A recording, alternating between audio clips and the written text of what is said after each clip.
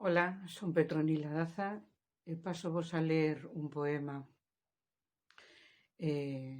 neste día contra a violencia de xénero. Ti és a coidadora de ovellas. Así o designou o home que vai diante da caravana. El sempre vai diante. Así é porque ti é de menos valor que as camelas. El vai coas camelas. Ti coas ovellas, insignificantes, como un adarme de area.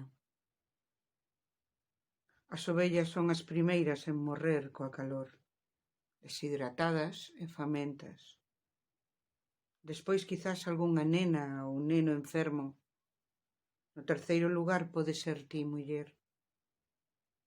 Nin siquera esa primeira a que chama a escura e calurosa morte.